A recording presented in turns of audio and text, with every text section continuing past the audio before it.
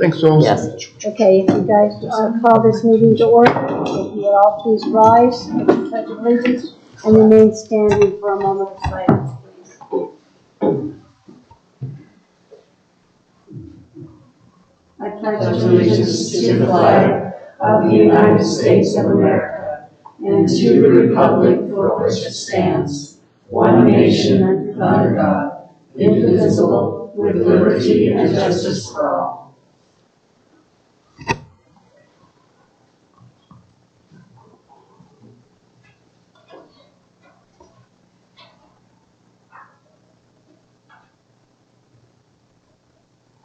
Thank you very, very much. Appreciate that.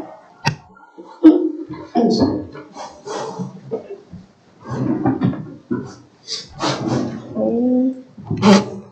Moving right along, the next item on the agenda is roll call. Jamie, would you please call the roll?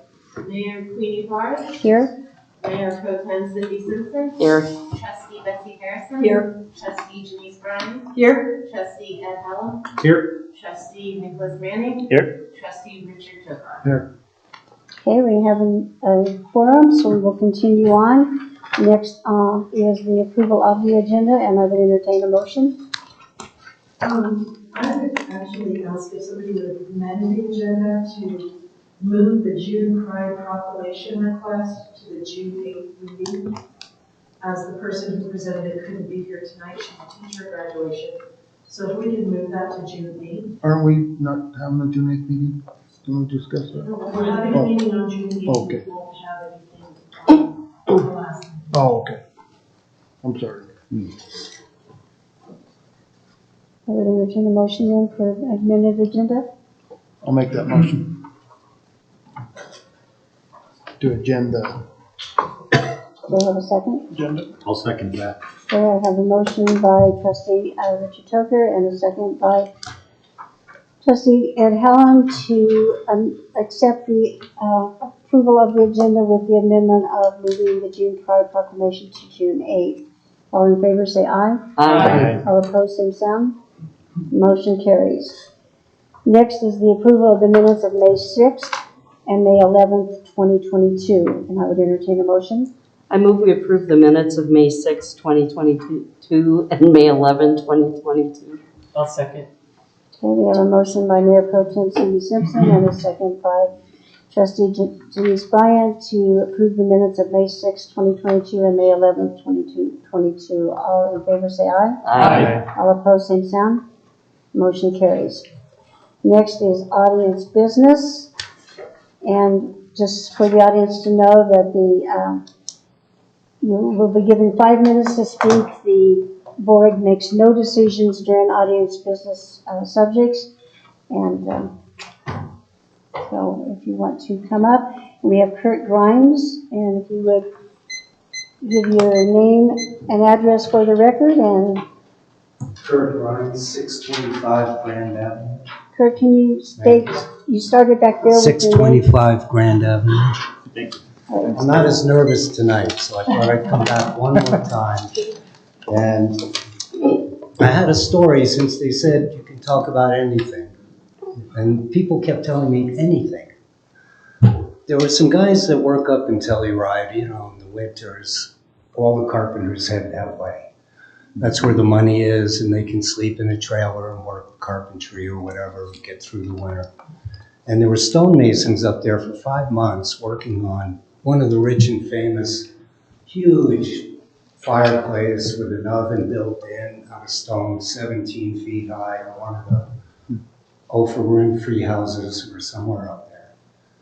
So they got through it. I think it took 5 months, and the owner, whoever it was, Hollywood person, showed up, and they looked at it with them, and they called the masons over, and they said, you know, we thought we liked that stone that we picked. And we would rather do it in this other stone. We don't like the stone. 6 months of heavy masonry, all completely finished. And the young guy, he quit. He said, I'm done. He had brushed out every part of it. The older mason, he looked at him and he said, okay, you want me to remove it? And they said, remove the entire thing and rebuild it with this other stone. So he did. That's what he does. So he took it down and rebuilt the whole thing. So what I'm asking you guys to do, the board, is to revisit this water situation that you approved last December. And I know it's huge amount of work went into it. A whole year, people didn't show up, probably, put in there like they should. I didn't. But I'm requesting that you would revisit it before it gets going for years and years and years to come, with people that water outside and use extra water and pay that extra water fee, that they don't have that moved to their sewer fee and it's not going in the sewer. I don't know how to resolve it really. It would be, there's a lot of details to it. Maybe the outside water could be metered by the people themselves. That's what I'm doing now. I'm putting 2 meters on so I know how much is in the yard, not going in the sewer. And, we could maybe look at some things like that.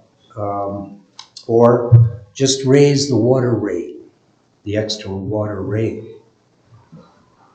rather than doubling it into the sewer area. Because then everybody that's watering outside and using that extra water outside is paying hundreds and hundreds of dollars toward the sewer, and people that have 3/4 gravel up to the front door with stones, zero landscaping, and just keeping a minimal base fee, are putting nothing in to that fund for the sewer. Because I would imagine that's where the money goes, the extra overage in the sewer over $37. Like mine this month is $90 over 37, so it's 130 for the sewer. And that may go up if I use some extra water through the hot months. So all of a sudden it's hundreds of dollars added to the water you already paid for. So it just feels incomplete. And I was just hoping that it could be revisited. And I know the reason I tell you the stonemason story is because you would have to redo the work that you already went through last year. But there are some new board members, maybe there's some new input, maybe there's a way that the commercial businesses would have a different deal because all theirs is going in the sewer, extra water, the car wash, I don't know the details, but just the people, I have a 50-foot by 100-foot lot and lots of fruit trees, and we really enjoy keeping the vegetable kingdom alive, even though water is an issue. So water conservation is important. But the way this is put together, I don't feel good about it, so that's why I came tonight to talk to you guys. But is there anything else? Raise the sewer base price from 37 to 50. Take that extra money toward the sewer plant. Don't put that extra water into the sewer part of the bill. That's the way I feel about it. It doesn't feel right. And what else? That's your time. That's your time. Is that it? Yeah. Okay. Thank you very much. Thank you. Thank you. Thank you. Okay. Next on the agenda is announcements. Heather, do you have any announcements? Just to remind you all that CNO is happening next month. So, we will be talking to workshop. I will put an agenda item on the next agenda to cancel the last meeting in June. Other than that, I gave you a little bit of an administrator update during the workshop. Other than that, I don't really have any announcements. I know that Terry has a few. I don't know if Jeff did. So I will turn it over to them. Guys are pointing the finger, I'm gonna call it. Terry. Last week at the townwide cleanup, we had a total of 79 people showed up. 55 lived in town, 24 were out of town. At the yard waste, we had a total of 31 people, 26 in town, and 5 out of town.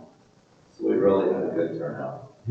Good. I utilized it, it was great. I did too.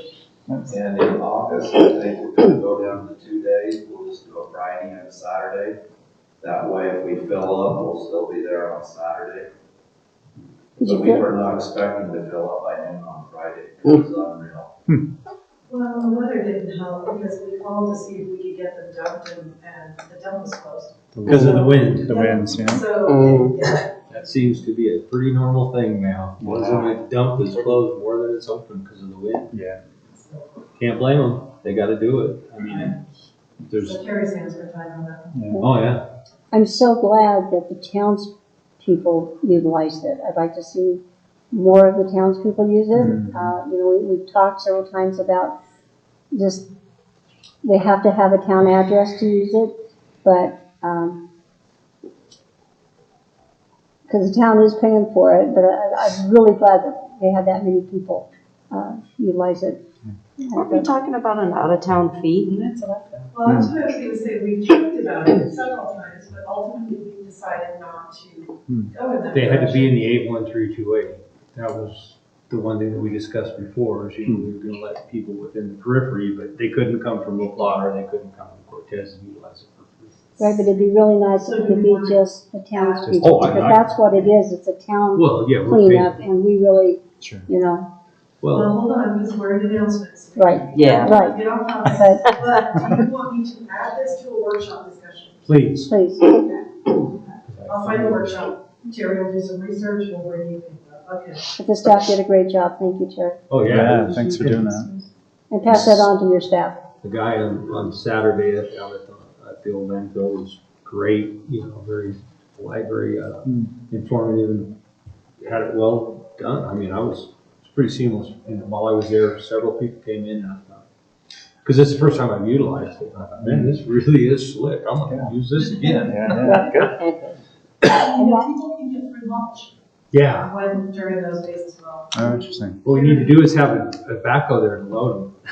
Yeah. That would be awesome. Even if you charge them $5 to do it. Because I thought, I could use some of that mulch, but I didn't feel the energy to throw it in the truck. Yeah. Because what goes in has to come out. We'll add yard waste to that workshop discussion. Yeah, it's great. Great idea.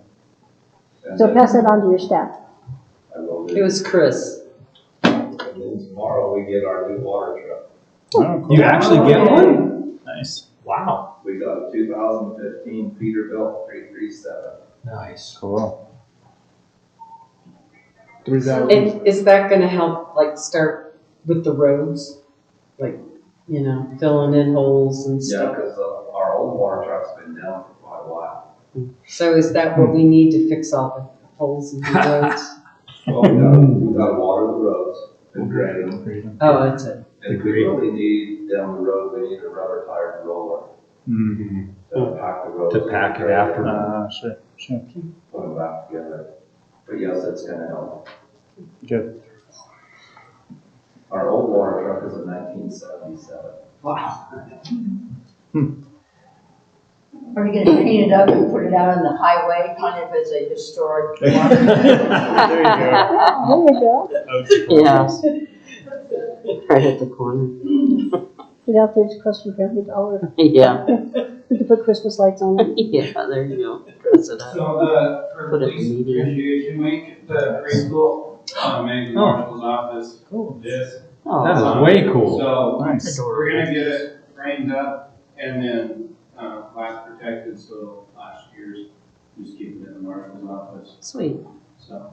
Very nice. But it's really nice and they're super proud of it, so wanted the board to see it. Yes. Cool. It's great. The Love it. pictures on Facebook were great. And the Yeah. kids were so excited when they did it. That's really sweet. And you said you're gonna keep that in the marshal's office? On the wall. Put it in the Oh, in the front new building, window. okay. Mhm. There you go. The last year, yes. Yeah, put it out where people I'm can thinking see it. Sweet. And you've got a new, or you just updated your new Facebook page, or at least it's up and running now? Yeah, it's up and running now, so the marshal's office has its own. Liking the posts on it. I mean, it's getting the things out there, the pictures out there, and it's nice. Does any of the board have any announcements? I don't. Okay. Moving right along then to the committee reports, the Mancos School District. Well, we're no longer doing that, so that can go off of our committee reports. Well, I will report just a little bit on that. Governor Polis was in town.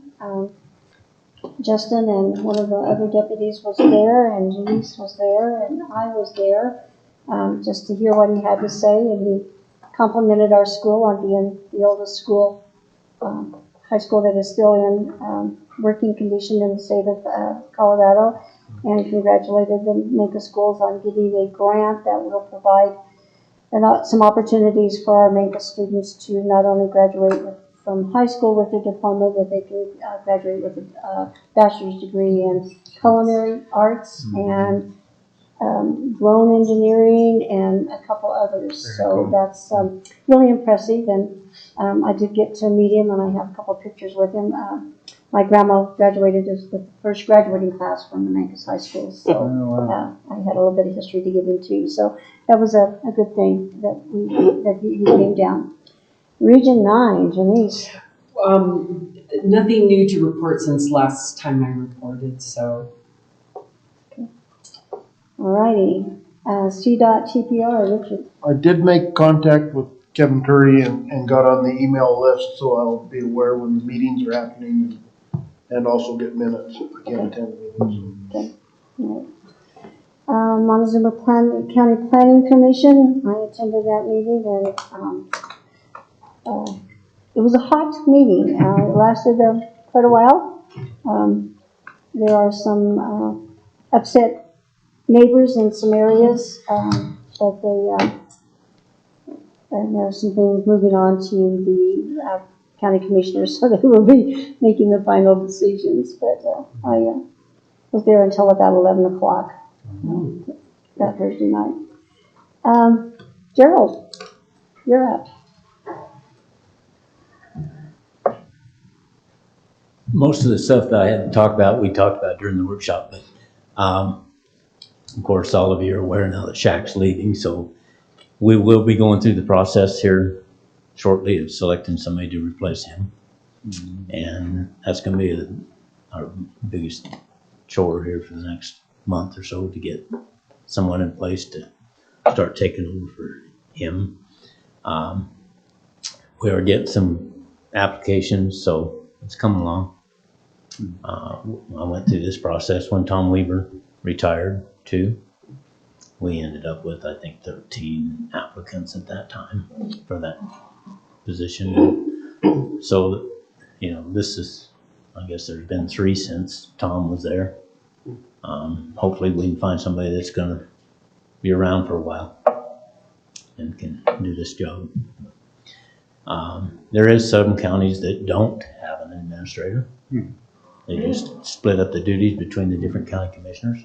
Even like Weld County, as big as it is, that's the way they do it. They have 5 commissioners, and each commissioner takes care of a certain part of it. Budget-wise, we may end up being that way. I don't know. See how it goes. But anyway, that's the biggest thing that's going to come up here in the next 2 or 3 weeks. So we're going to have to get on and get somebody selected. So, do you guys have any other questions? One thing about that, when Jim was talking about Denver Air, they serve Telluride now, and if this goes through like they're going to, cost-wise, it's a lot cheaper to be flying out of Cortez than it is to be flying out of Durango to Denver.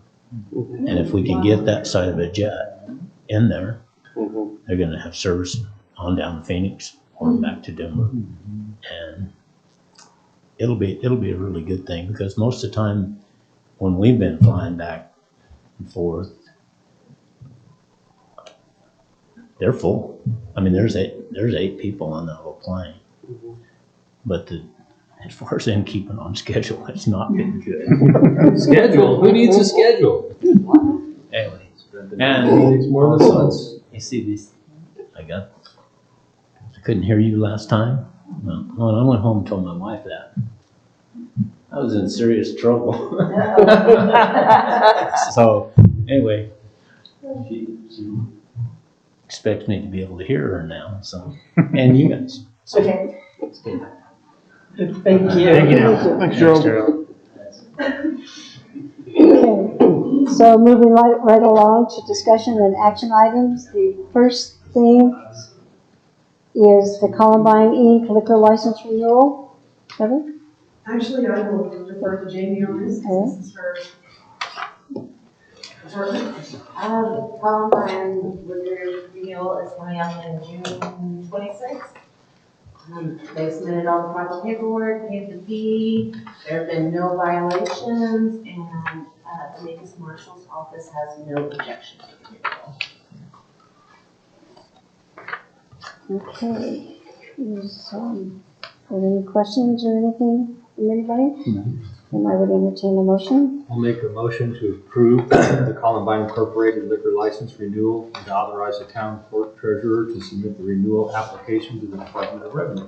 Second. Okay, we have a motion by trustee Ed Hallam and a second by trustee Betsy Harrison to approve the Columbine Inc. liquor license renewal and authorize the town clerk treasurer to submit the renewal application to the Department of Revenue. Jamie, would you call the roll? Mayor Pro Tem Cindy Simpson, Aye.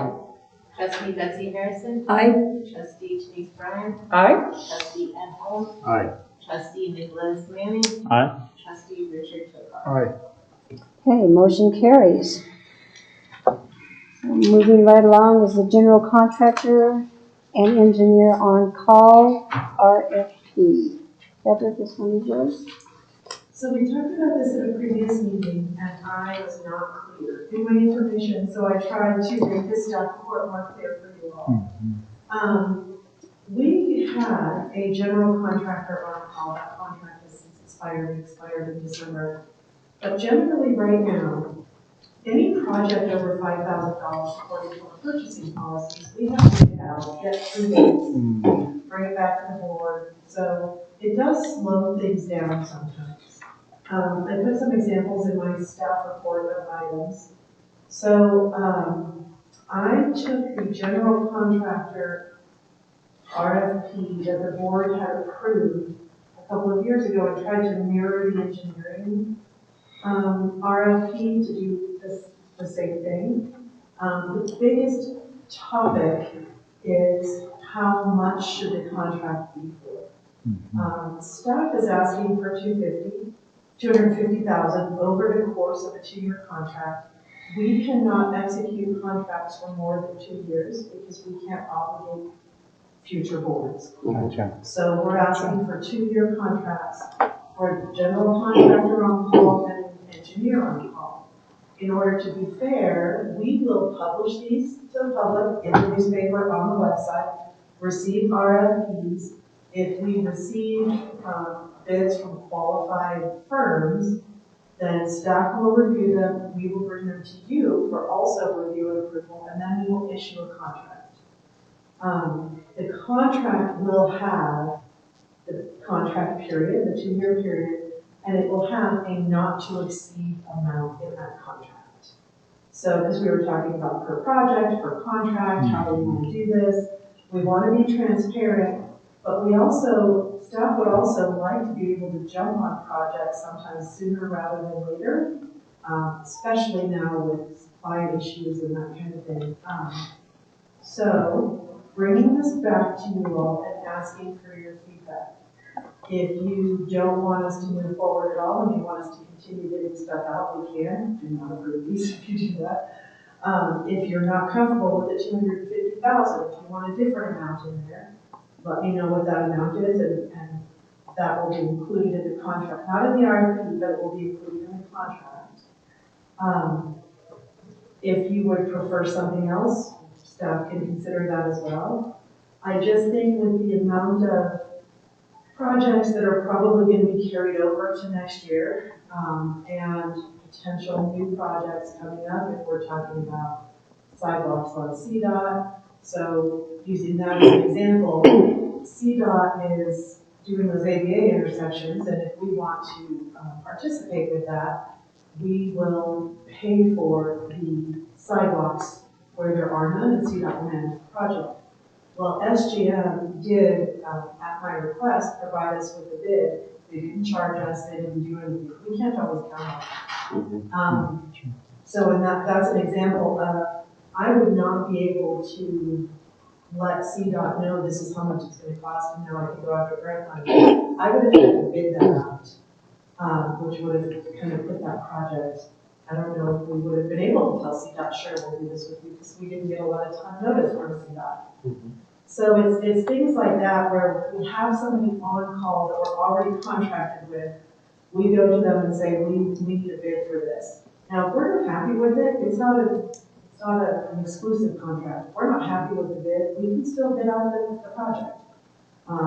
But it's just a way for us to be transparent and give these companies the opportunity to bid and work with us for 2 years, and then just keep some of our smaller projects streamlined.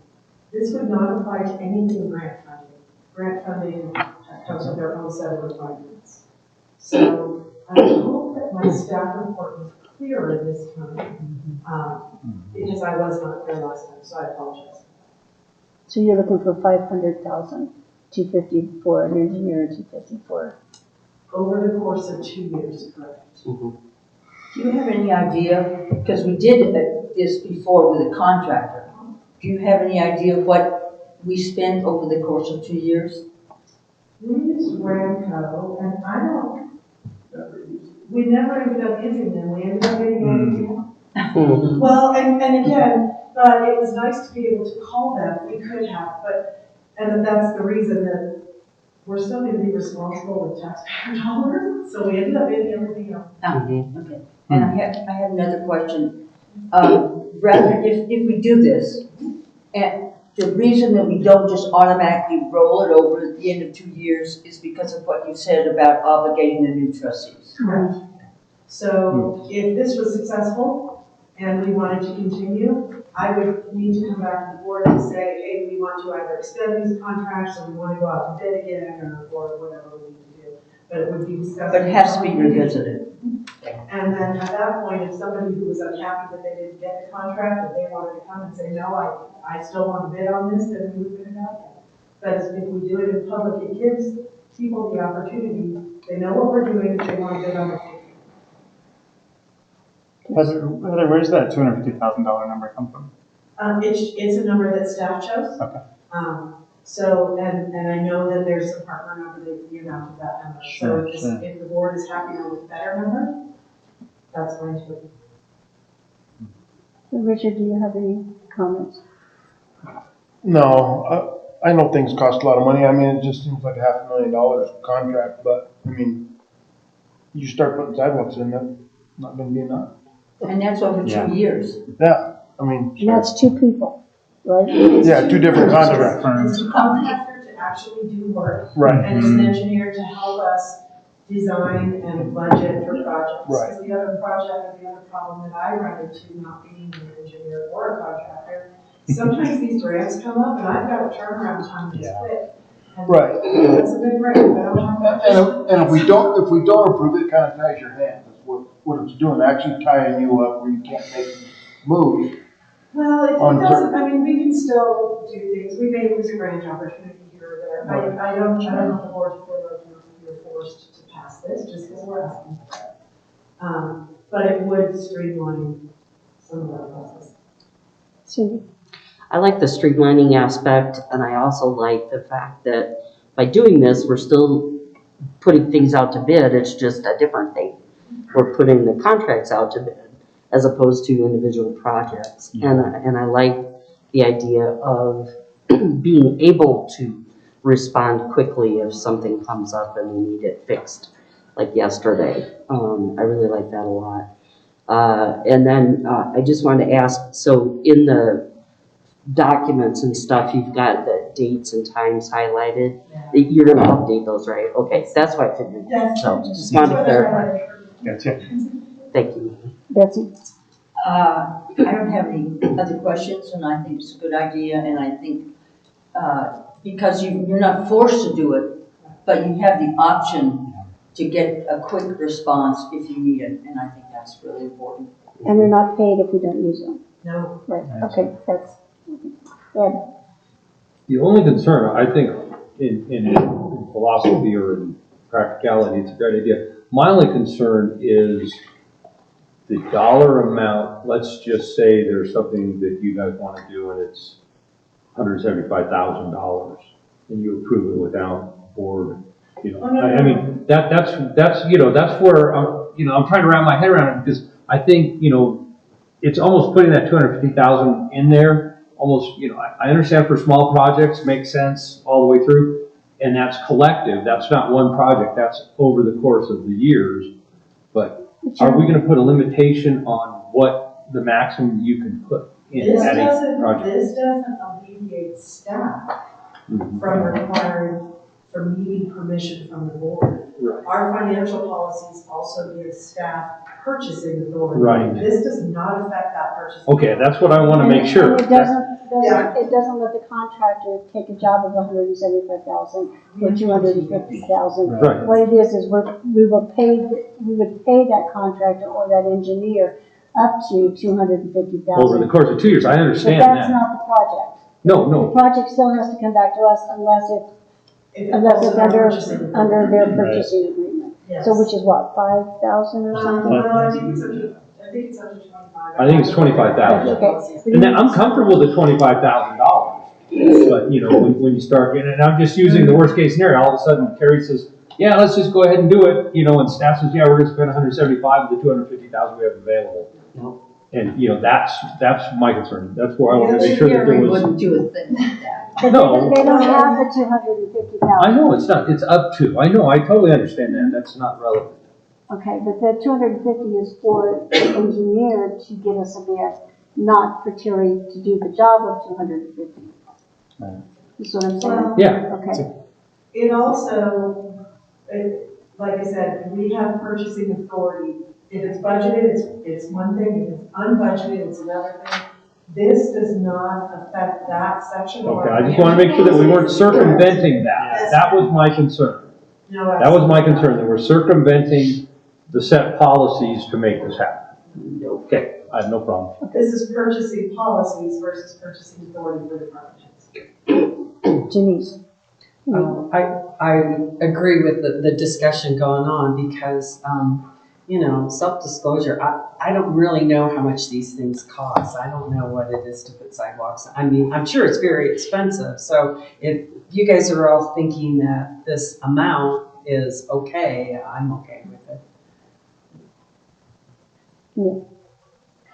I really like it. I mean, I like the effects of efficiency for you all. I think one thing is just if there's an engineering firm or a general contractor that wins the RFP. I mean, that RFP process feels really important for competitiveness and accountability. And if they get installed in place as the on-call entity, that there's still oversight and competitiveness in their numbers. That they're not going, oh great, we have $250,000 to spend over the next 2 years. That they're still, that they're not overindulging because they think they have this on-call contract. That there's still accountability with everything that happens. So that's just my one kind of concern with that. Well, and we did have this general contractor on call for 2 years. Mm-hmm. And like I said, we didn't use them. Yeah.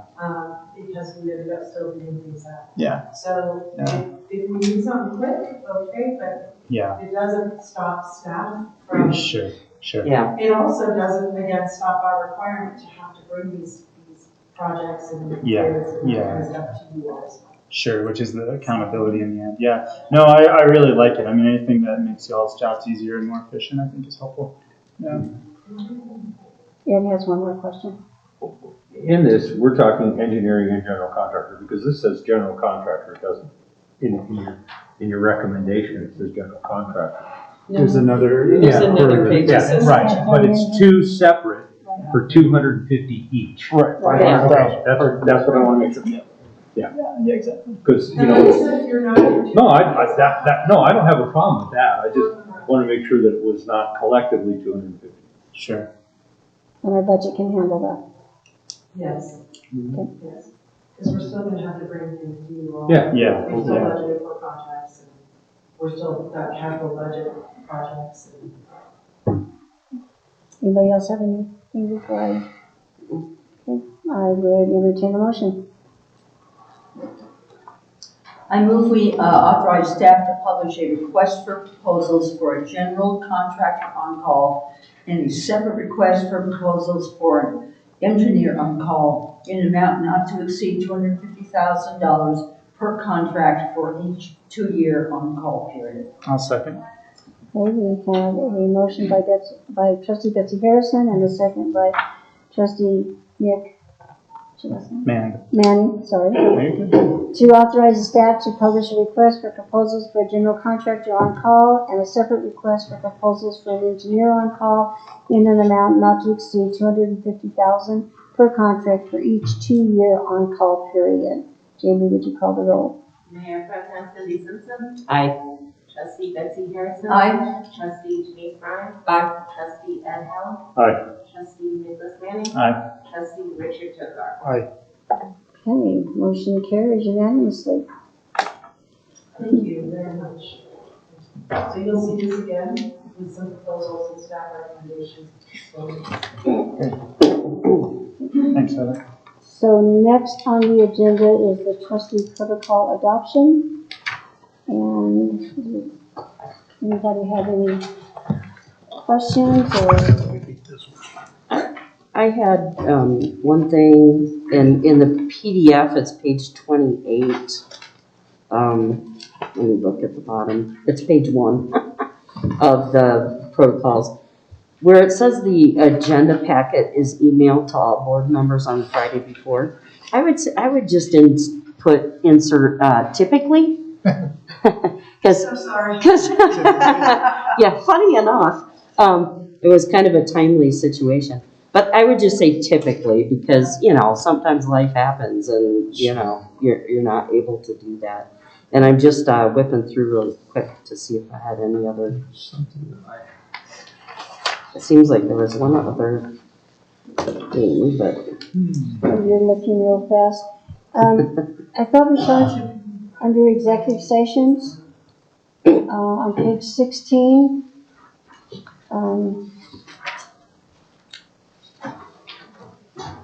I thought we talked that we weren't going to do phone calls, because we've got this remote participation policy. Because we can't know that they're in a secure room. But this is under a local disaster.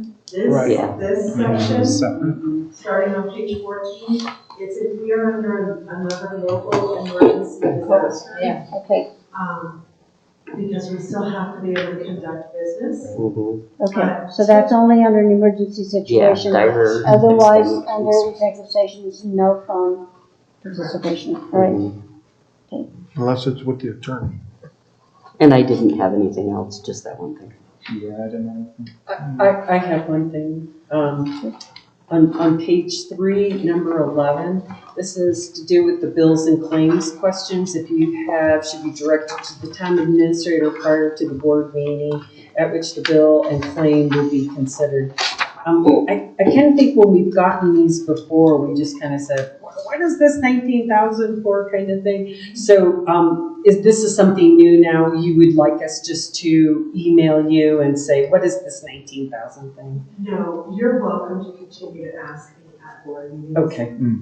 Or Jamie, as the case may be. Yeah. Yeah. She's accounts payable, or any other department head, because we have to approve them. You know how you send us those bills and claims and all, we're reading through.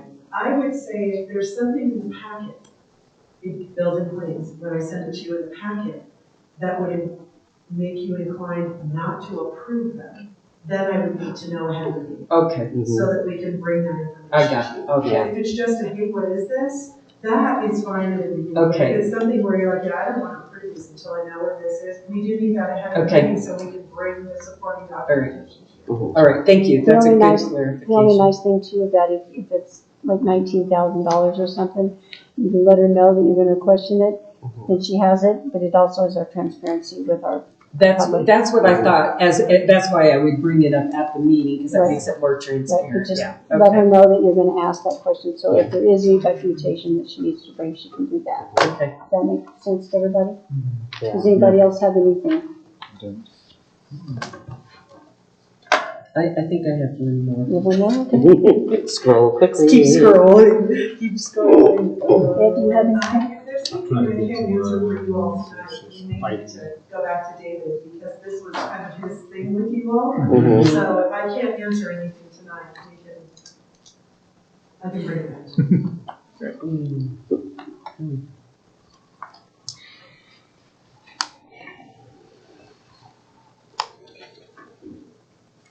I have one more. Okay. Okay, so this was on page 14, and it's under number 1 where it says purpose.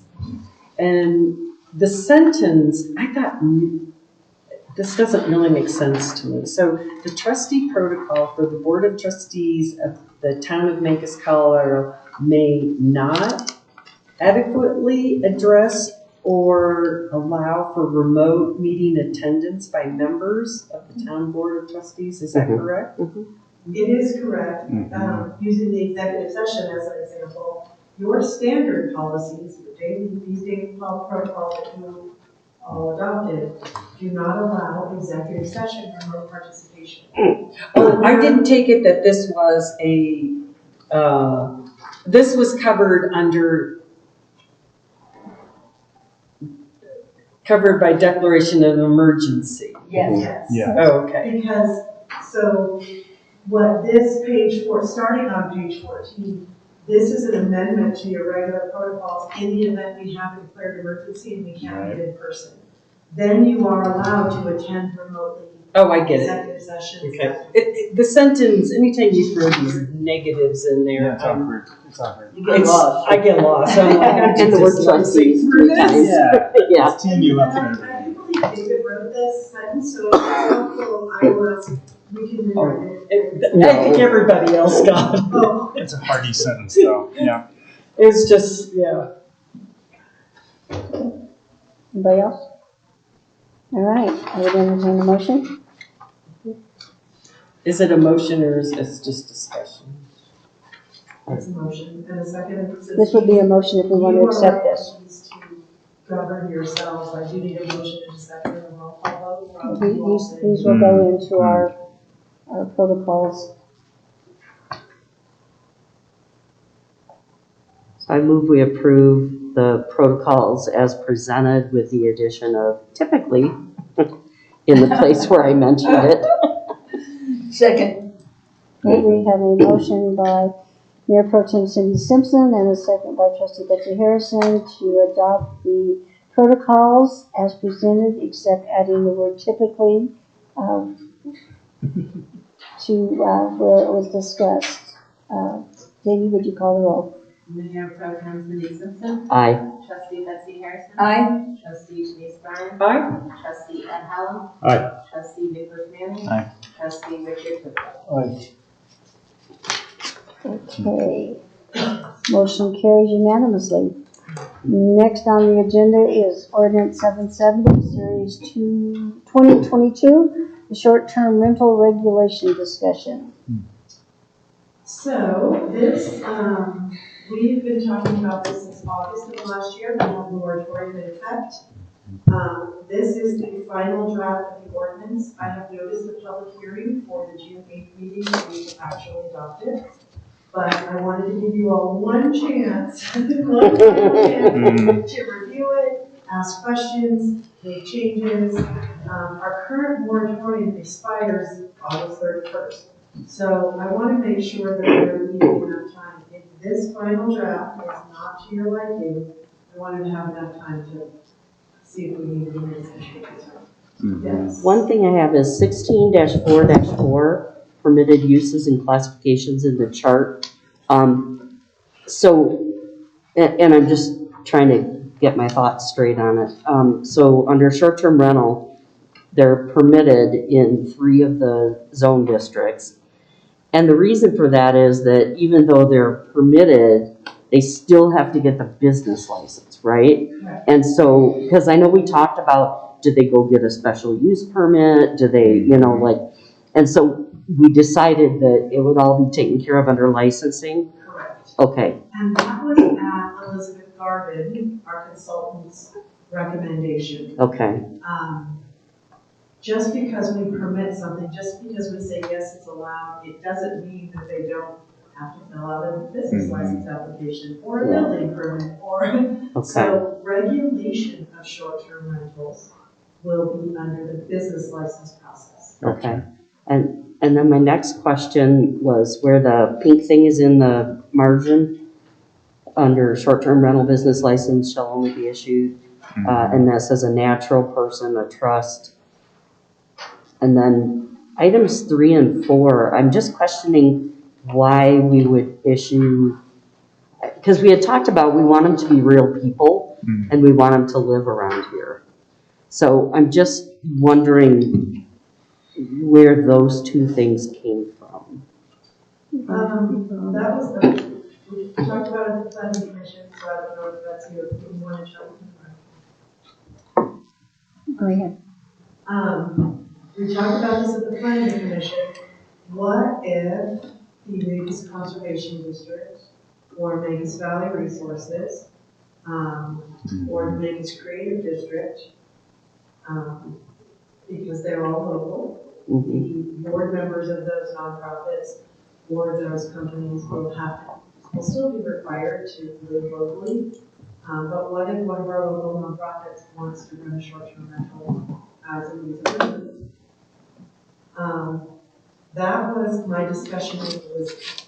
So we left it in here. The planning commission did question that. And there was discussion in the planning commission meeting, but the consensus of the planning commission was leave it in there, amend the business license application to require owner information, and all the owners have to still abide by the local resident requirements. So like a big company out of Denver can't join the Mancos Conservation District and then do a short-term rental. but if one of our, and I don't, Elizabeth and I talk about nonprofits, I'm then thinking about realtors. We have some local realtors who buy properties and use them. So they would have to buy them personally if we didn't allow this type of. So it's up to you guys. If this isn't set in stone, it's also why I called it out. There was discussion at the planning commission level specifically about that. And I know, like, I live in town and I own my house under an LLC. It's pretty common to own. I mean, I work with quite a few real estate investors, and it's pretty common to just own properties under different LLCs. It's a liability insurance thing, and so I think it's I think if you look, it's.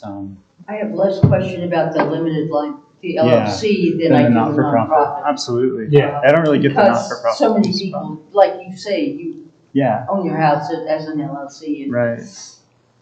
And Columbine is an LLC. Yeah, a lot of the properties down here are owned by LLCs. You know, LLCs are you know, their base location. I think that's part of the concern is we say that they have to be, you know, if it's a person, they have to live, you know, and this and that. But all of a sudden the LLC can live anywhere. Right. Yeah. So I think they all need to be here. You know, because it could be an LLC out of acres of lattice that got. I'm an LLC, I can do it. But where I have to live, and so, you know, to me, you're making it easier for them than you are for the people that they have to be in 81328. It seems like the members of the LLC have to be in 81328. It doesn't say that. Elsewhere it does. For the LLC? I did not read that. Pull out the LLC, it says it's either you live on the property if it's a residential, or if it's a mixed use or commercial or something, then you have to be in 81328. It just says local owner from what I. That's what local owner is. Right. And is it only, so like, I know of a property in town, it's residential, there's a short-term rental on it. One of the owners is local, but then the other owner of the LLC lives in New York City. But so is it only as long as an owner does. One member of that LLC? That would, it's a distinction that may be worth worded. Well, no, in the LLC, it says it has to be a closely held corporation with 3 or fewer members Mm-hmm. or shareholders who are natural persons. Right, but it And then doesn't, if you go to the definitions, okay, it says, local residents for purpose of short-term rental regulations means a natural person who has primary residence within the 8.32 acres. okay. So it's kind of going out in a roundabout way covering that. It 'Cause is. That was a concern I If had. you're not comfortable, you can take it out, do you know what I'm saying? But we did build in a mechanism in the business license application, where we are going to require that the nonprofit or the LLC or whatever, we are going to require residency and addresses and that kind of thing. Yeah, that's true. And if any of them, actually, if there's 5 members of an LLC, well, you're out, can't do it, has to be 3 or fewer. Mhm. But if any of those 3 do not live local, they are not eligible for it. Any one of the 3, all 3 have to be within. Good. And that's, so it's every And that's what 100%. it says here, three or Yeah. fewer members who are natural persons. And then we go over to the definition. Of natural persons, Okay, so, okay. so Nick, in that case, then you're referring to one is in New York. Is he going to be able to? Is he Yeah, gonna that's be really eligible? interesting. So, And she's a realtor. anyway, my question is the not-for-profit, because I can't come up with a good example. Right. Like, I would We rather can leave it see, in until it raises its ugly head, or we can take it out and reconsider it if something comes up that we didn't think about. yeah, I just, Either way. Yeah. for me, if a nonprofit wants to provide housing, it should be like affordable long-term rentals. Exactly. Like, to me, that's, otherwise I just think, why are you profiting on this? Like, I mean, is it a revenue stream for a nonprofit? You can't, I have to call on Yeah, people. sorry, Okay, sorry. so, that way everybody gets a chance Yeah, to talk. yeah. So finish your sentence, Cindy. okay, yeah, well, that, yeah, I did. And then, on page 3, kind of, under short-term rental eligibility, B, residency requirements shall not be subject to exemption or variance. I'm just wondering, is subject to the right phrase, or allowed to request, or shall not be eligible for? I kind of think probably the shall not be eligible for would be better. Which are you talking about? Yeah, where are you? Where at? So on page 3 of the short-term rentals update, yeah, item 5, letter B, B, okay. it shall not be subject to exemption. That means like, hey, I'm gonna go variance you know, like, it just seems like it wouldn't be eligible for Yeah, requesting. yeah, just, yeah, shall not be eligible for exemption or variance. Yeah. Yeah, it makes sense, cleaner. And then on page 4, Mm-hmm. I had a question on business licenses, section 8, letter B. And it was, so it says that the property has to be inspected by the town, cool, love it, within 30 days prior to the filing of the application. And so we want to do that, like, we don't take the application and then go inspect? Or, I think the filing, yeah, the approval, right? Well, we talked about that at the planning commission, and somebody else brought that up as well, and Elizabeth had a really good response to that. and what was And don't that? ask me what it was. Can't remember. So we could do within 30 days after, you know what I mean? If I'm remembering correctly, for discussions with regard to land use, and that may not apply here because it's a business license, but once we accept an application, a clock starts ticking. Mm-hmm. And so I think the reason for this, if I could be misremembering, but it was somebody who wants to have a short-term rental needs to contact the town and say, I would like to file an application. And so then we would send someone out to say, okay, good, you tick all the boxes, or no, you don't tick all the boxes, we're not accepting your application. until Okay. this. Mm-hmm. Okay. If I'm remembering correctly, that's the reason for prior to. Okay. But I can clarify that and bring it back. So it gives them time to cure whatever problems there are before they Because we apply. don't want an application, Right, especially because these are on first come, first serve. yeah, If I deny someone's application and then they cure this, and meanwhile, somebody else has submitted an application. Yeah. You know, Okay, so that makes sense. if I'm remembering why, that was I think that is the reason exactly for what it was, so prior that you didn't have someone jump over the top while you're It's trying an to. application that we have in our office. Yeah. Because once we receive a completed application, incomplete applications don't count. Yeah. Once it's completed, our clock starts ticking. Yeah. And somebody else can't jump into that space. Yeah. But if they haven't submitted an application. That's it. Mm-hmm. Yeah, okay. So then on page 5, at the top, there's 1, 2, 3, 4. In 3, I'm questioning the knowingly. And I guess I can just say, oh, I didn't know that was fake, fake news. And so what happens then? So should we have that in, or should we just say the applicant has made any false, misleading? So, because who gets to judge if they knew it or not? I will have to, now I'll have to ask legal. Yeah. As an attorney. Yeah, which is helpful, but I just want to call that out. I will find out, and whatever she says will be in the next version. Okay. Very well been a comment for me. Yeah, that's perfect. And then 4, just below that, just the very next item, it says the property that is the subject of the application is not available for immediate rental. And I guess I just don't understand that. Again, first comes, first served.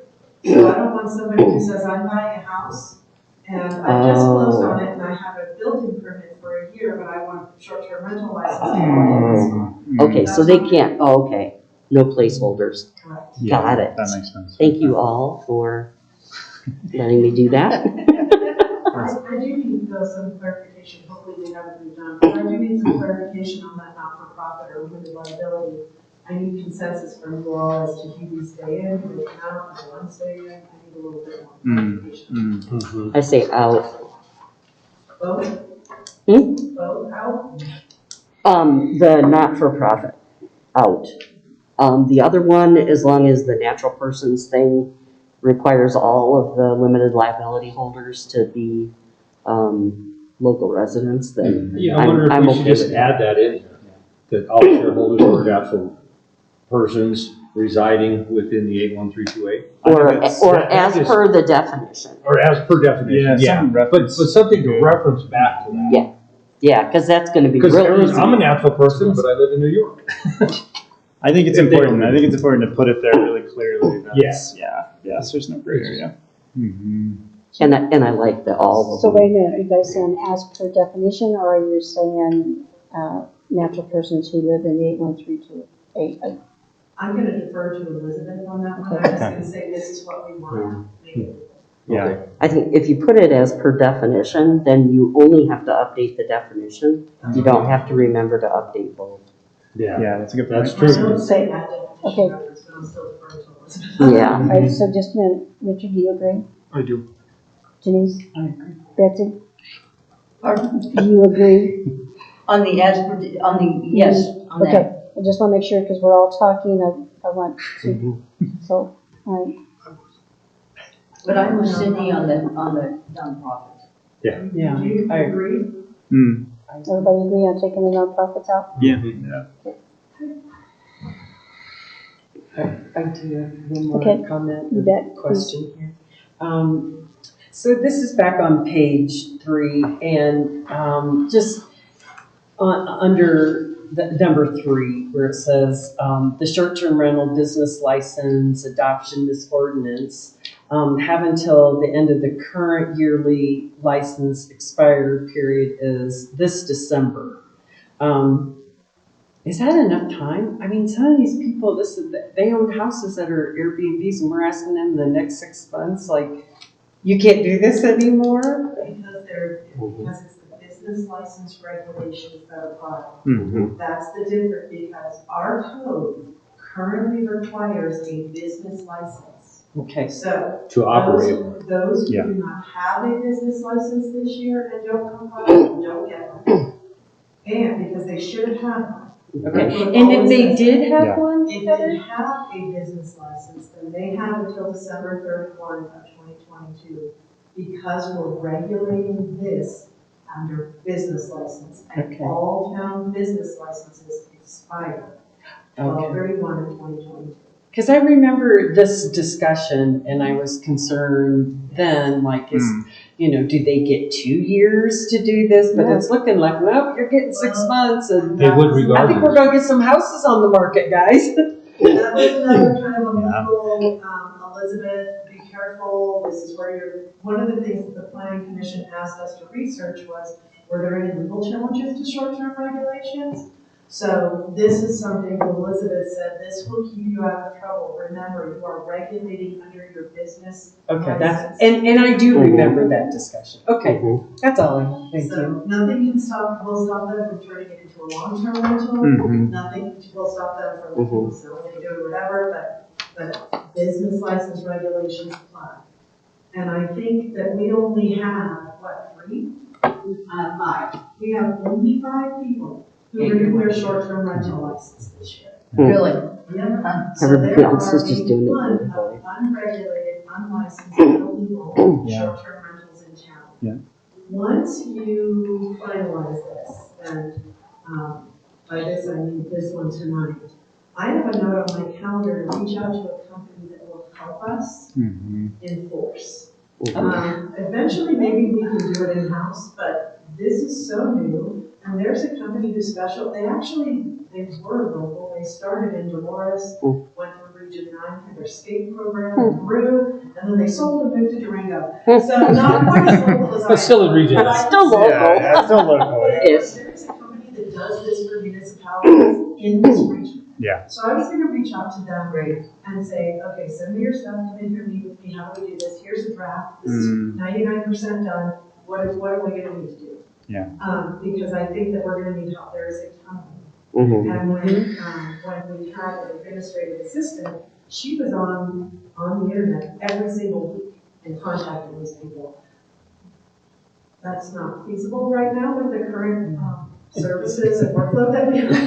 Right. What? I'll do that later, but, so I'm gonna reach out to a company that can do this for us, even Yeah. if they do it for us for a year and we figured it out ourselves. Yeah. Because there's a ton of them. Yeah. So do you want us to do something? No, I was just gonna make a statement for Janice here. When this whole thing started, and we offered those that had, ADUs that were not compliant to turn themselves in and not have to pay the fees. Not all of them did it, very few did it. So we have units out there that are not only their Airbnb, but they're a separate ADU that we put a time frame. It was a lengthy time frame to say, come clean, admit it, and we're not gonna charge you. Where like when I did mine, I had to pay the full fees because mine was a new one and I didn't fall into that category. But we took everyone that was out there that had present prior to, this adoption of the ADU factor and said, come clean, you're gonna be grandfathered in at no cost. And so, some of them didn't do it, which just blows me out of the water.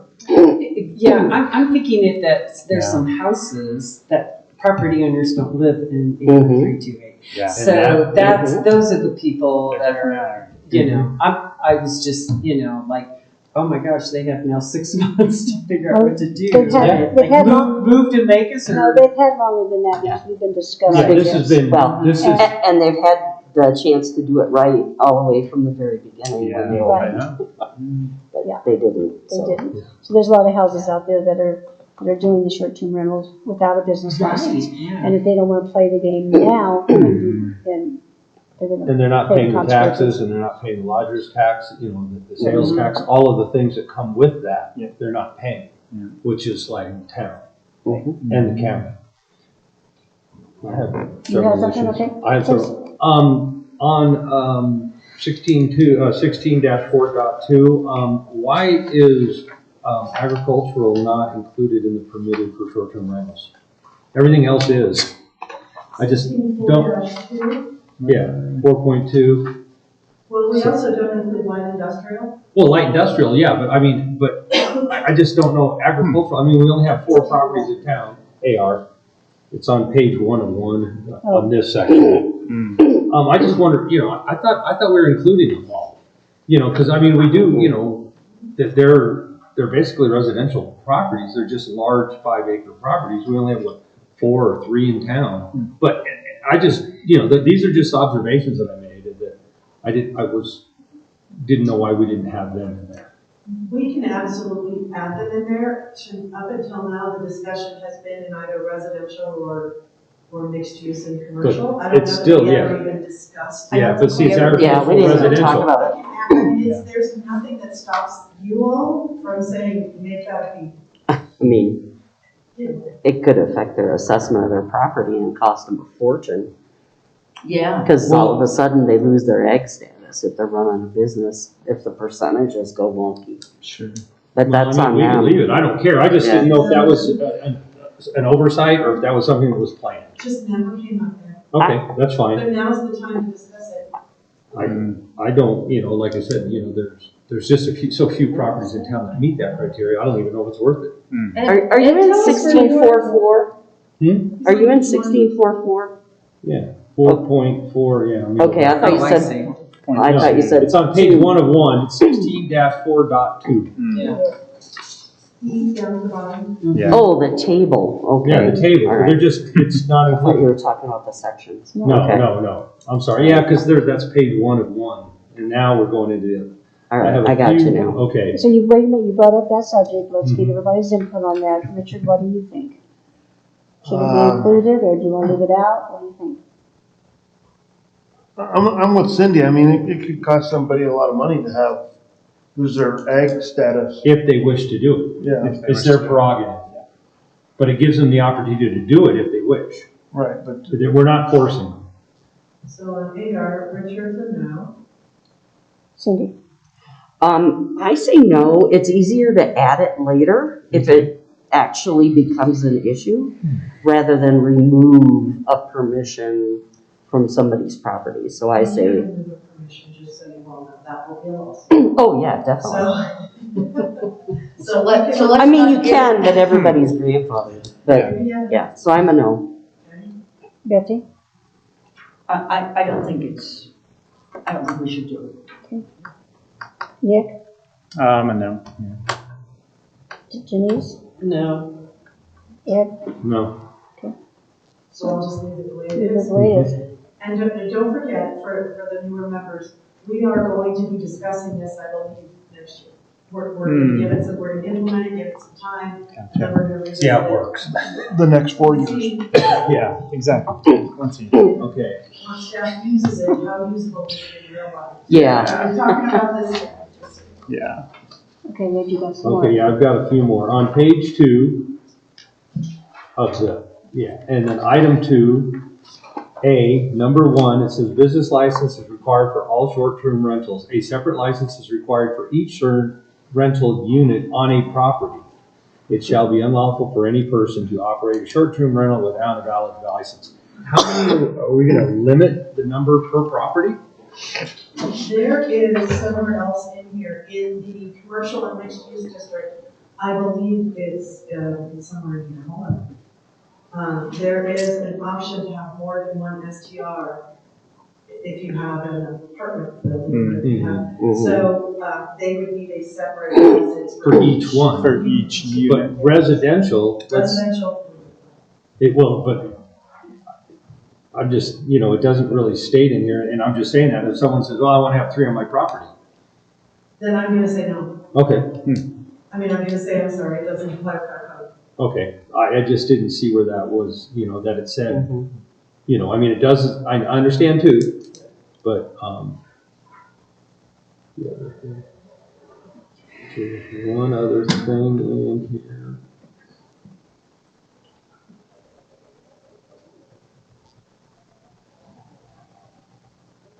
Yeah, I think think, yeah, it's the term, it is on page 6, item 10, it says short-term rental listings shall include the STR license number. So the business license is gonna be separate, or is it gonna be a special license? No, we're gonna use the business license. So the SCR, it'll just be for that. Okay, I just didn't know if we were gonna morph into a different license for that. Okay, that's it. That's all I have. Richard, did you have any questions? No, I don't. Rich? No. Denise, did you have any others?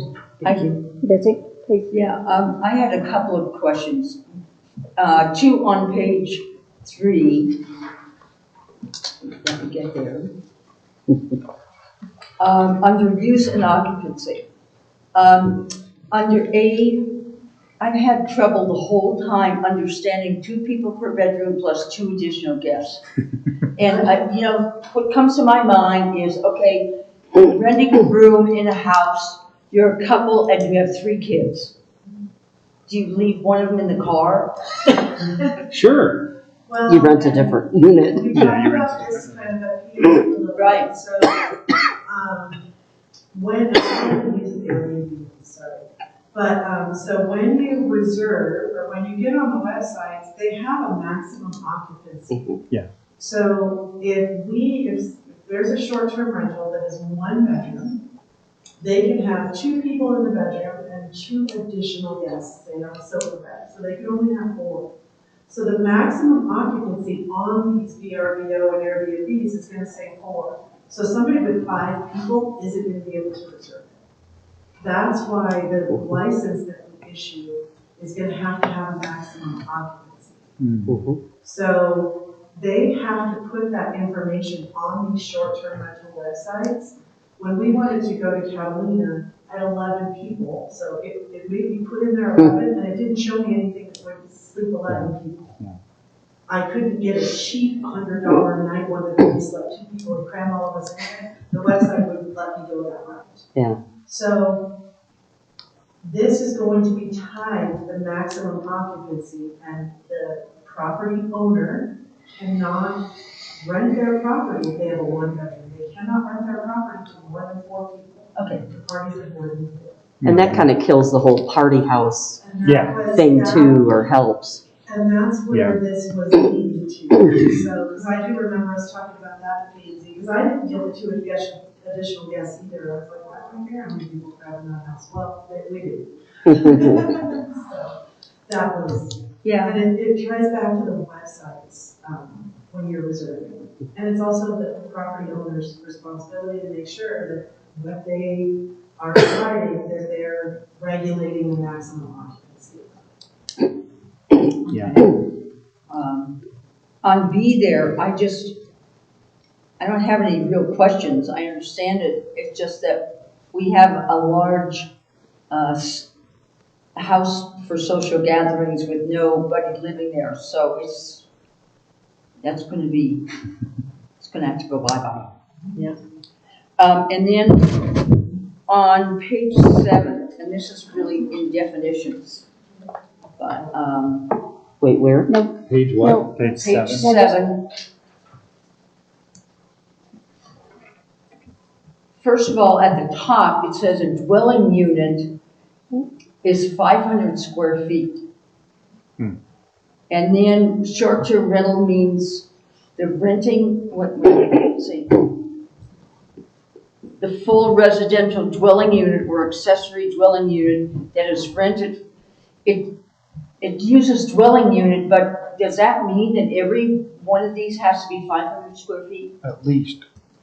That's a minimum in the code itself. There's a minimum square footage requirement in our land use code overall. But then what happens for a bedroom in a home that's a short-term rental? Because I don't think they're all going to be 500 square feet. But you're still considering the house with the square footage. Yeah, I think it's inclusive. Yeah, that's one that I kind of brought up earlier was, we don't really emphasize or address the bedroom. Right. But the house will be bigger. The unit itself, the total dwelling will be bigger than 500 because we don't allow buildings to be less than 500.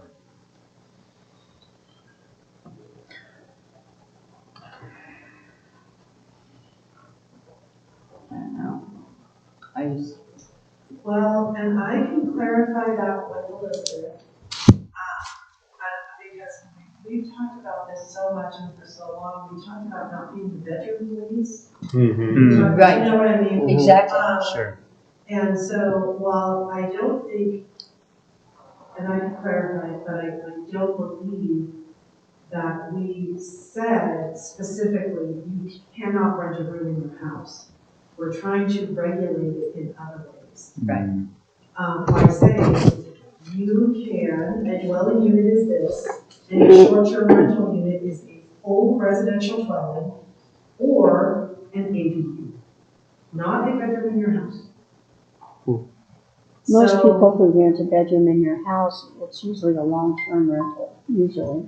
Well, there's a lot of Airbnbs that are. We don't necessarily want to go there. We don't necessarily want to start making a list of everything we can't do because we're going to miss something. Yeah. Yeah, So sure, I can clarify that with Elizabeth, but if I was reading and interpreting and enforcing this today, and someone came to me and said, with a business license application for a short-term rental, and said, this is for one bedroom in my house, when I read these, I would deny their application. So, and then if they challenge it, we would go from there. But today, that is what I would do. Because it is not a full residential dwelling or accessory. Exactly. Yes. Yeah. So I would deny their application if it was just a bedroom in your house, because this definition contradicts it. Yeah. I'm positive someone will argue, and then I send it to say, you know, we go from there. Yeah. But that would be my first reading Okay, and interpretation of this. thank you. Since we're on page 6, can I point something out? Under boarding house definition, we have one sentence in and it says proposed update. So we probably ought to have a conversation about that. Because we're proposing a change to the definition. It looks like.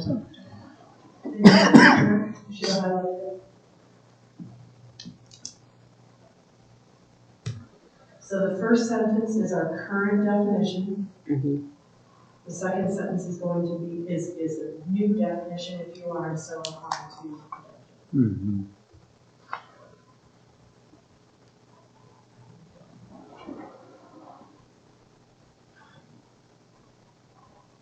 We're going to see this again, right? Yes. Okay. I'm wondering, the reason I asked that, I know, right, is sometimes building codes have definitions, and I want to make sure that whatever we do here jives with our building code, unless we specifically change it because of the short-term rental situation. But I think we need to maybe see what our current building code has as a definition. This would kind of maybe be like the inn, because they don't provide meals. They have individual rooms without kitchen facilities, but they do have a kitchen facility where all of the renters can cook a meal and eat together. So that might be an example of that.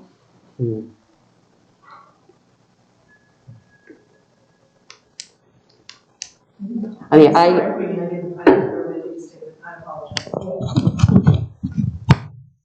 I like the updated wording, but I think we should take a look at what our building code says too. Well, and what I'm gonna look at is what the 2021 building code says, not the 2006. Yeah, that's a great idea. We're operating under the 2006. Why plan ahead? Right. Yeah. Yeah. You have one I more? do have a question, and I think many of you know I work in property management, so I've noticed in here a couple times it says local property manager. There's no definition or any specifics about property management. There's a common trend of, there's a national company called Vacasa that manages properties. Like the Bauer House is being managed by a company in Cortez. And I'm just wondering if the business license is owned by a local, the property is owned by a local, but the property management company is, say, based in like San Francisco. I mean, I feel like there should be something in here about property management companies, because that seems like a workaround in some way to have, you know. Mm-hmm. And that's not me trying to say we need to go with local property managers, and it's not form of benefit. I just think I don't want to, that's not what I'm doing. I just want to make sure it's clear what we mean when we say property management. And there's one sentence, page, where is this? Well, somewhere in here, it says, and a local property manager. And I just think, does that person need to live in 81328 as well, or how are we defining that? I will ask Elizabeth to come up with a definition, because that's an excellent point. And I feel that if we're requiring that our residents be local and on-site, that I don't think they should be able to get around it by having a property management company somewhere else. Yeah. So, And I've also been asked as a property manager who lives in the zip code, can you just do everything in your name? Can you, and I've said no, but I've been asked that. well, and so that we've got. That one. Martinsburg ones in the county assessor, that thing. Exactly, and the deed, and obviously, and I say, great, sign the deed of trust over to me. Is it, if we take a look at page 4 under business licenses, which is item 8, and B, no, I'm sorry, A2. Yeah, exactly. They have to be located, whoever. Yeah. Their local contact person, which would be their property management firm, has to be located close by. But maybe if we tighten up the wording, like local contact person / property manager, then we take care of that. Yeah, it seems like, because otherwise you can just say, oh yeah, Joe Schmo is my local contact, but the company could be anywhere. Right. I think it's important to make sure that's really distinct. Yeah. I will make sure, I will talk to Elizabeth about that and make sure that she adds that in the definitions. Okay. Because that's going to be a definition, a new definition. Yeah. In our land use. That seems like, a definition of local property management company or just property management company would be an effective way to do it. Yeah. So, thank you. Any other suggestions? Okay, so we'll see this back again, and by that time we may have some more. I noticed the public hearing. If we're not ready to adopt, please don't feel pressure, but I only have the newspaper once a week. I have to notify them forever ago. So if you're not ready to adopt, we can still adopt at the first meeting in July. Because we're canceling the second meeting in June. So if you don't adopt on June 8th, I'm going to notice another public hearing for the first meeting in July when you can adopt. If we get much farther past the first meeting in July, though, we're going to need to do this as an emergency ordinance because the moratorium is expiring. Right. So, It expires April? August. Yes. August 31st to August 1st. I will do my best. I think the only main topic of discussion moving forward is going to be this definition of local property manager, because everything else was pretty kind of cut and dry. Yeah. And the verifying it against the 2021 building code. But if Elizabeth comes back on that one and says, no, that meets the definition, I don't think that'll be an issue. But I will do my best to clarify those two and get those to you. But you'll hear from June. And we'll see what we do from there. Anybody else have anything on this? Okay, so we'll move right along then to the first quarter financial and work plan update. Sounds like you guys are busy. Anybody have any questions on what our staff is doing? I just have to say, this is a really nicely formatted report. It makes it really easy for us to see at a glance what's going on. Well, and this is just like kind of we talked about before, these are just the big things and stuff, whatever. Just big things. Yeah, I just want to echo that. This was really, really helpful. Especially as a new person doing this, whoever put this together, great job just to kind of get a snapshot of where all the moving pieces are. That's really, really helpful. I do have a question here. Under Department of Vision Economic Development, it says, has our town administrator in collaboration with Rachel Marchbanks. Yeah. I have to change that. Yeah, okay, that's just, yes, because you're focused on the stuff down below, not the boilerplate on the top. Yes, I saw that and I went, I think I have to change administration. I have another year to change administration. Oh, no, that's all right. Yeah. Change administration. and this is for Justin, I think you told me this before, but I'm not sure what the ballistic shield is. So if we have a barricaded subject or somebody in a vehicle, there's no cover for us to go up that vehicle. So it's a ballistic cover to provide concealment. So it's actually a shield. Yeah. Yeah, you see, Think Captain It's like America. is it like a riot shield? you see SWAT teams use it Yeah. a lot. Okay.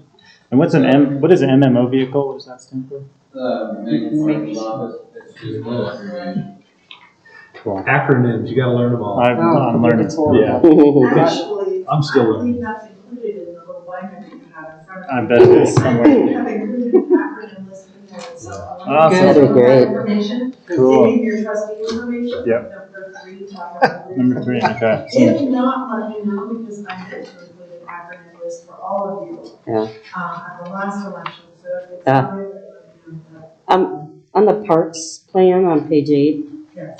the master plan, are we incorporating the information that we got from the big visioning meeting when it was standing room only? Yes, Okay, good, because that was a lot of information and I would hate to just see it. yes, we are including that. Awesome.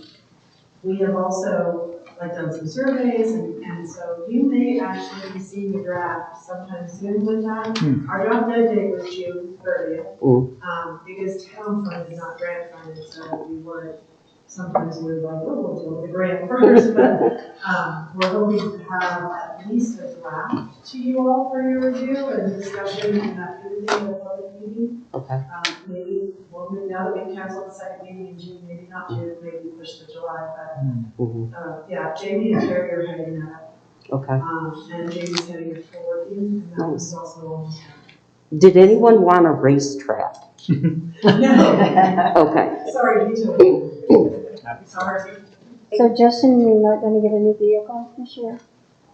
No, we're having just supply issues. So we're hoping that we can order one September or October for 2023 and at least get on the list again. So.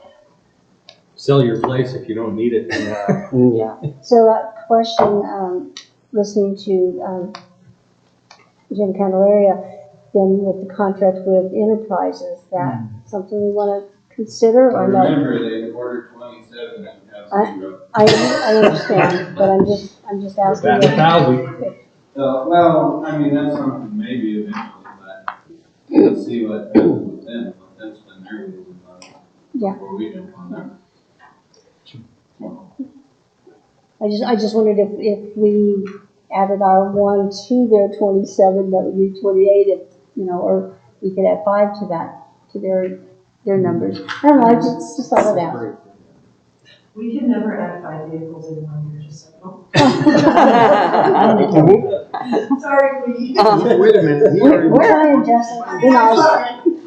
Where do we stand? I might have missed it, but where do we stand on the school fence encroaching on the trail? Where are we with that?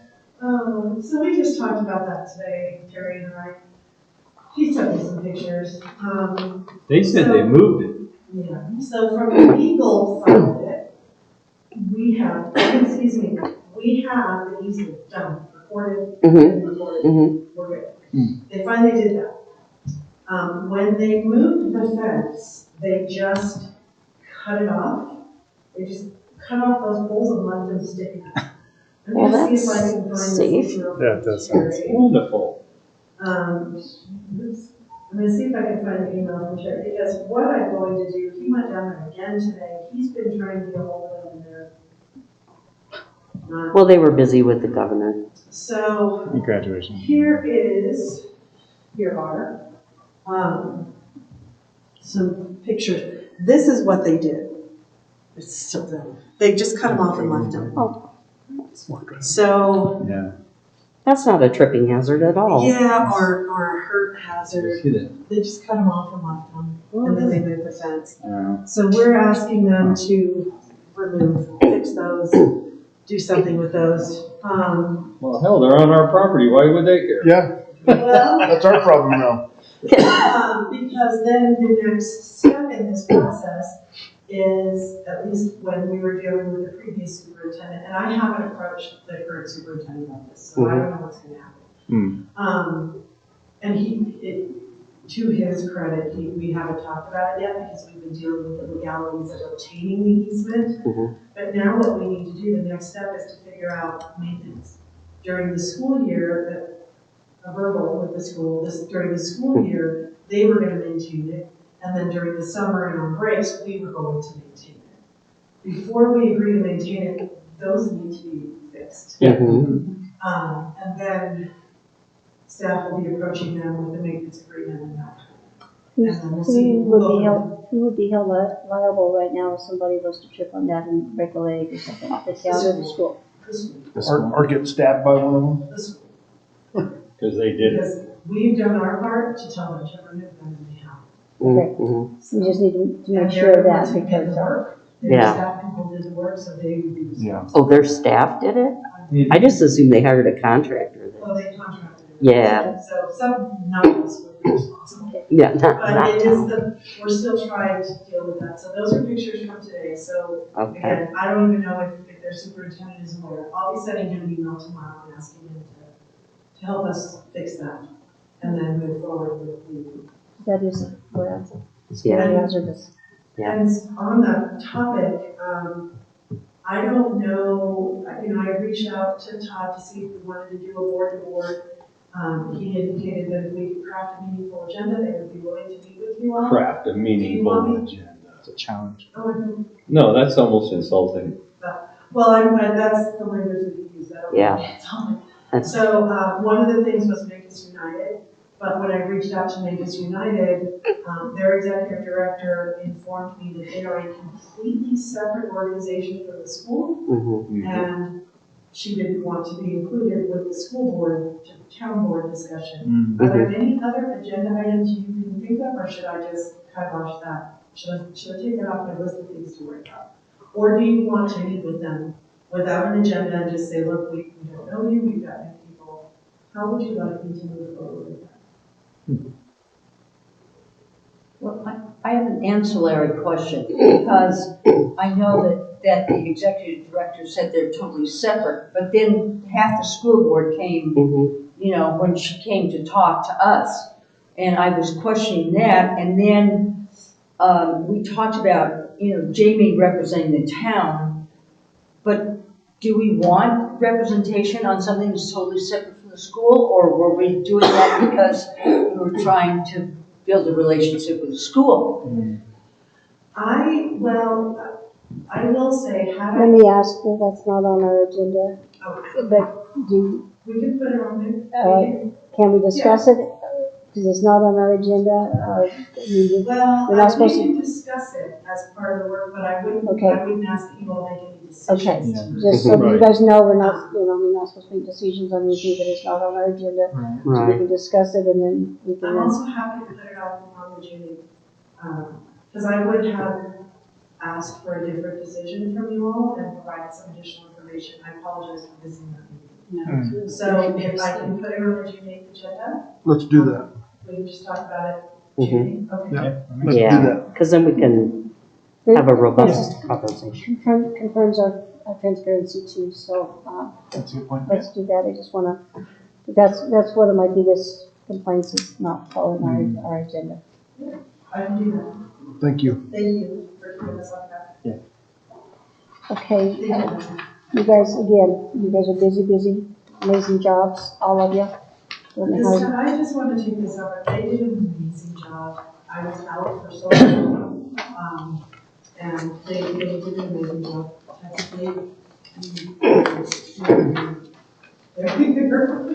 They don't need you? No, you don't need. Oh. They need me. We need- They need me. No, you all don't need me, because they did an amazing job of just keeping things rolling. Yeah. Just got our plans. That's awesome. They just did it. They were. Thank you for asking. On page 10 of the work plan, at the bottom, the emergency operations and response plans. I think when you schedule the trainings for town staff, y'all would need more in-depth, but I think keeping us apprised, because, it's a small town, and should we have some sort of an emergency, we may be called on to help. And so just making sure that we know what, if anything, our role could be in helping, direct traffic or whatever. I know CPR. Yeah, I want to know, because we actually collaborate with the county, and Justin, feel free to step in here, but we actually collaborate with the county on this. Jim Spratland heads up all of that training, he's the county emergency manager. And we have an emergency operations plan that you all adopted and approved. So I'm actually going to repost that on our website and Facebook page based on our conversation at the workshop. Yeah, okay. So, Good. yeah, otherwise Jim Spratland heads up that, unless you have something else you want to add, but he has a team of people that includes, the Mancos Marshall and law enforcement for our side, and it includes that kind of stuff. So the PIOs and road and bridge, and it includes all of that in the plan that you all adopted, so I'll send it to you. And then he has trainings often. They're good. Yeah, because I just think we should know, like, are we supposed to jump in and help? Are we not supposed to? Should we just stay home or get out? What are we It's like, I think that we need to know what our appropriate response is Because as they got, trustees. like with the fire at Westwood Excelsior, they had their team together, and it was actually, I was there as the mayor, but we had a PI that did all the talking and everything. It was better for us to stay away. We have to look after our families too, and let the team that is trained to do that, and then Heather and I be there, then we would send out information to you guys that will let you know, evacuate East Bauer, or whatever like that. So keep you updated, but our best thing is to stay away and let the team who is trained, and they do have training. When I was at hospice, we trained once a month, an all-day training and using examples of what was going on. So that is the best, because those guys know what's going on and what to do. And you also have to be careful of taking on responsibilities that you're not trained to do. Exactly. Because, and that's why it's best for us to stay. like, if you go out and do traffic control and you're not a licensed flagger, lawsuit. So they've got their team, they know what they're doing. All we can do is support them the way that we can by staying away. Yeah. And like, we ordered coffee, we ordered pizza for them one night, something like that. But basically, it's our best thing is to let those trained to do that stuff do it. So. Well, and if there aren't, like the parents being fired, I send you guys FYIs, because that's not us, but it is in our area, so here's some FYI information. And they could ask for resources. And and they'll go to the county for those, because Jim is the person. So, but if we have an incident in town, we would absolutely keep people posted. And again, if we needed something, we would ask. But I am going to rely, honestly, I'm going to rely heavily on the county in the event that we have an emergency. But I'll post the plan, Cindy, if there's anything in there, if there's any questions or anything, send me an email, I'll put it on an agenda, I can invite Jim Spratland. Yeah. You know what I mean? We can do that. Because we do update that every couple of years, we're required by law to do it every 5 years. And you're gonna post it on our website and Facebook page, okay? Thank you. So if that doesn't answer your question. And moving right along. It does. Great.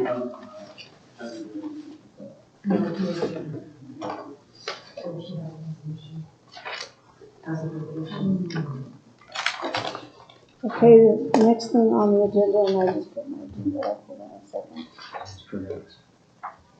That's for the next meeting. Want mine? Town administrator update. Sorry. Is the town administrator update at our workshop. So our workshop will start at 6, not 5, so we'll start at 6. And there will not be food provided. We only do that like tonight because we have commissioners. The fire ban update discussion and I can't do your fire ban update, you need the source. Okay, that's good. So Sorry, June 8th is Sursa. That's right. So that workshop, does that need, That starts at 5. that needs starts at 5? Okay, so, So I can't do justice prior to that update, that's gonna change to Sursa training. So our next meeting, you have to be here at 5. Yeah. Because that's when the SURSA comes and does a training. And I will be sending a reminder via email. and we will feed that, right? So Then- I apologize. So we will feed, You'll feed. I will feed you. Okay. Sam's coming from somewhere, so. Okay. And it's 5 o'clock. and just so you all know, Cindy will be conducting that meeting. I am required to be at state convention for the VFW as a state officer, so I will be out of town for that. So Cindy will be conducting that. The May bills and claims, the public hearing on family medical leave insurance program. We moved that to the first meeting in July. Okay, Right. and it's gonna be July workshop. Okay. And then the public hearing and adoption of ordinance 770 short-term rental regulations. Okay. And Definitely a public hearing. So- Fingers crossed. We're gonna beat this horse. Yeah. And you're going to bring us back some information. Do we want to do that at the next meeting regarding the Mancos United? Because we had talked about that. And then canceling the last meeting in June, I'll put that on the Yeah. And is the proclamation at meeting too? Yeah. The pride. We have that? And we had also asked for something to be brought up back at a workshop or regarding the water at the last meeting. We talked about it at a workshop. The board was consensus to bring it back up. Do you guys want to revisit the water and sewer rates? We talked about it. We have a policy or protocol Yes, that I says heard, that, yeah, that our series ordinance 759, series 2020, Terry, we talked about, enacting this, just to remind people, it's May 1st through September 30th is the volunteer watering restrictions, no watering between 10 and 6. And if anyone else is looking around town, everybody's just watering, So I think that's what I just wanted to remind that we do have this ordinance and we do, So public outreach is what you're asking for? I'm not sure what I'm asking for, Heather, I'm sorry. I could do public outreach on that. Yeah, let's do public outreach on this and remind our citizens that, Gentle nudge. a gentle nudge that, and don't water the sidewalk. it's a good idea. What I was gonna point out was I thought we had discussed at some point, like a policy of when we make a decision on something, we won't revisit it for a certain amount of time. Well, it's. And I can't remember. I can look that up. I know that, generally best practice is, and Sursa will also maybe remind you guys of this. Mhm. You've done your due diligence, it's a difficult decision, but it is completely up to you. I think we've received maybe 2 or 3 complaints about the sewer rates. So if we don't generally revisit, decisions that were already made, with regard to complaints, if I receive more than 5 complaints, I bring something to you. Otherwise, I just handle them in-house.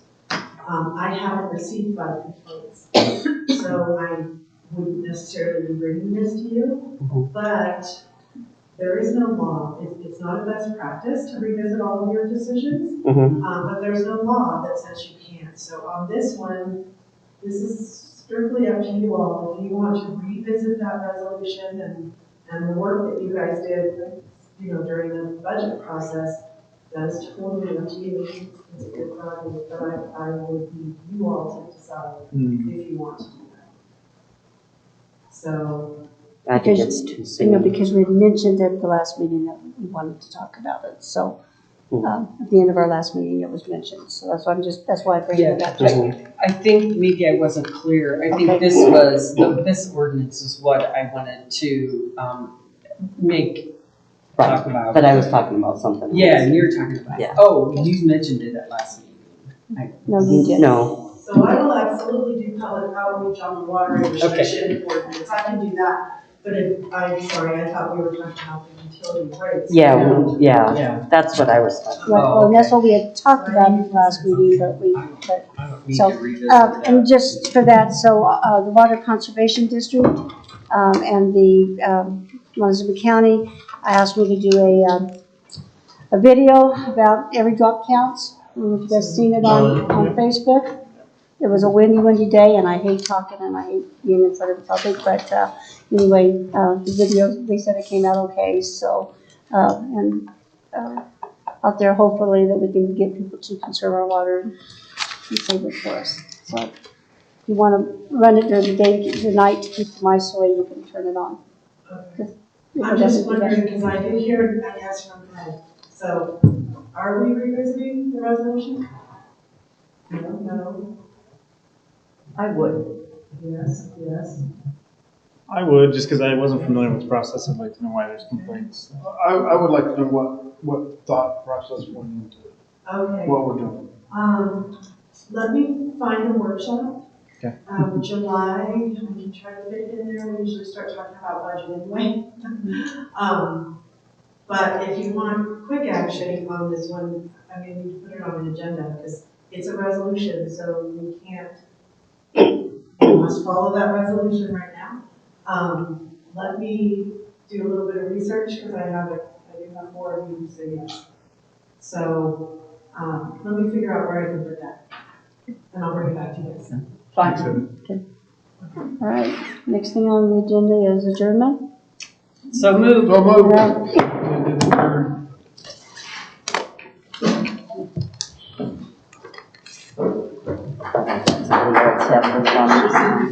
about.